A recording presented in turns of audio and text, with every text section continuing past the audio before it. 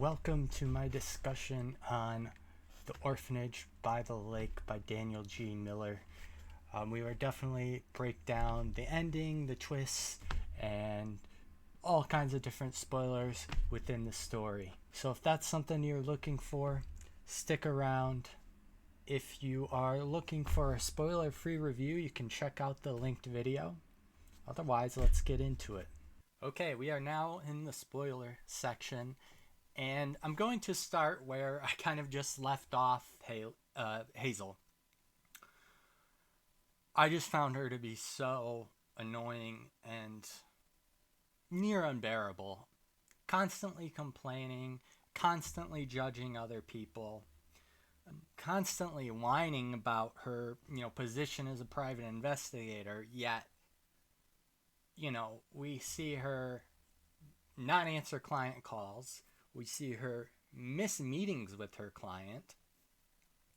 We see her go to meetings with her client in the same clothes that she wore the day before that the client saw her in. Just incredibly unprofessional. Extremely unprofessional. Not only that, but in the middle of this week that she has to find to get this girl and get, to find this girl and get 100K, she spends multiple nights just chilling, drinking with a man, which I get we need companionship and all that, but you have 7 days to find this girl and you're spending the nights with this man who you don't think is involved at this point. Just utterly ridiculous to me. I kind of mentioned she treats people poorly. Kenny, she's kind of rude to Kenny, even though, and she even implies that he's a stalker, and just very weird. He did nothing in that whole book that was anything stalkerish, in my opinion. But yeah, just very judgmental.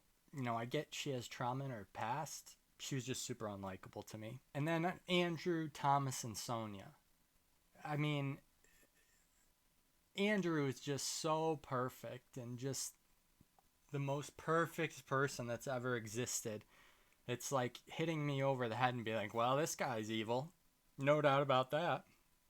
And same thing with Sonia. It's like she was so rude and judgmental of everybody except these two people, Sonia and Andrew. And of course, they end up being the, some of the baddest people in the book. And so it's just really, I thought, obvious where that was going. There was just no nuance to these characters at all. And I felt the same way with Thomas Mackenzie. They painted him out to be so shady, and she was so distrusting of him that it was like, okay, well, this guy is not, he's not involved. At least he's not, he's not a part of making this happen. So honestly, those were the kind of the biggest things for me that were just turn-offs to this book. But as far as the ending went, the trafficking thing, like I said before, I thought that's where this was going, about a quarter of the way, maybe halfway through the book. I didn't really see a different outcome option. I mean, maybe a serial killer, type of situation. But that just seemed, I don't know, that just seemed really unlikely to me that, someone would be so brazen to just keep taking girls from the same school over a 20-year period. Although the trafficking was brazen too, but I don't know. I just didn't think it was going that direction. I didn't think she ever, was going to turn up, just that she ran away on her own and, it was all good. So I thought that's where it was going. I will say the ending was probably the most emotional part of the book for probably most people. Knowing that these trafficking places, these sex trafficking things exist, and there's real people, real girls and boys who are suffering through things like that was, I don't know, it just made me think of that, and obviously that is disgusting. So that was, I definitely got emotionally involved at that point. Not that I, wasn't before about Mia, but when they go into the club and they see what's happening with these girls, it's just, disgusting.